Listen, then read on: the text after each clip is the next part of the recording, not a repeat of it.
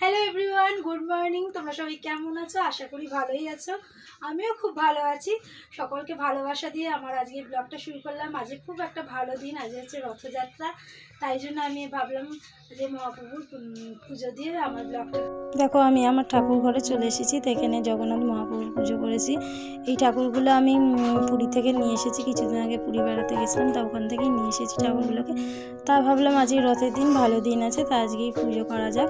এই দেখো শিবলিঙ্গ সিংহাসনে আমি নিত্য পুজো করি শিবের। তা যতটুকু পেরেছি মালা মিষ্টি দুধ ফুল ফল দিয়ে পুজো করেছি। তা আজকে রথের দিন, ভালো দিন ছিল। ভাবছিলাম কী রান্না করবো, তাই একটু ধোকার ডালনা বানিয়ে ফেললাম। তাই জন্য কড়াই তেল দিয়ে ফেললাম। তেলটা গরম হতে থাকলো। ডুমো ডুমো করে আলু কেটে রেখেছিলাম, আলুগুলো তেলের মধ্যে দিয়ে দিলাম। আলুগুলো ভাজা ভাজা হতে থাকলো। এর সঙ্গে আমি করেছিলাম ভাজাভুজি, মুগ ডাল, চাটনি এইসব করেছিলাম। তো এগুলো তোমাদের সঙ্গে শেয়ার করা হলো না।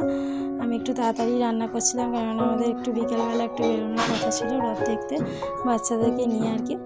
এই দেখো, এইদিকে আমি আদা, টমেটো, কাঁচা লঙ্কা এগুলো কেটে ফেললাম, যেহেতু নিরামিষ করবো তাই একটু আদা বাটা দিলে বেশ ভালোই লাগে খেতে। কাঁচা লঙ্কা টমেটো দিয়ে আদাটা বেটে ফেলে তারপরে আমি কড়াতে সাদা জিরে, একটু শুকনো লঙ্কা, তেজপাতা ফোড়ন দিয়ে ধনে গুঁড়ো, জিরে গুঁড়ো, নুন, চিনি, মিষ্টি দিয়ে সব কিছু দিয়ে তা কষতে থাকলাম। এরপর এর মধ্যে আলুগুলোকে দিয়ে দিলাম। তা দিয়ে আলু বেশ কষাতে থাকলাম। কষিয়ে তারপরে এর মধ্যে আমি জল ঢেলে দিলাম। জলে একটু তাড়াহুড়োই করছিলাম, কেননা যেহেতু কাজগুলো সেরে খাওয়া দাওয়া করে আবার বেরোতে হবে, তাই জন্য একটু তাড়াহুড়ো করছিলাম।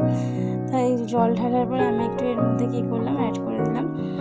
জল অ্যাড করে এর মধ্যে গরম মশলা, ঘি দিয়ে আমি এর মধ্যে কিছুক্ষণ ফুটতে দিলাম। ঝোলটাকে ফুটতে দিয়ে বেশ ভালো লাগে ঘি গরম মশলা গন্ধটা, বলো বন্ধুরা। এর মধ্যে ধোকাগুলোকে, ঝোল ফুটে ওঠার পরে ধোকাগুলোকে দিয়ে দিলাম। ধোকাগুলো রসটা টেনে নিলে বেশ নরম নরম খেতে বেশ ভালো লাগে। এদিকে খাওয়া দাওয়া সেরে দেখো 4টে বেজে গেছে, তাই জন্য একটু বেরিয়ে পড়লাম বাচ্চাদেরকে নিয়ে। সবাই মিলে, দিদি বোনেরা মিলে, একটু দূরেই আমাদের বাড়ি থেকে তা একটি মঠে, অঙ্কারনাথ মঠ বলে, তা ওখানে রথ বেরোয়, বিশাল বড় রথ। তো ওখানে আমরা দেখতে গিয়েছিলাম। এই দেখো ইতিমধ্যেই বেরিয়ে গেছে।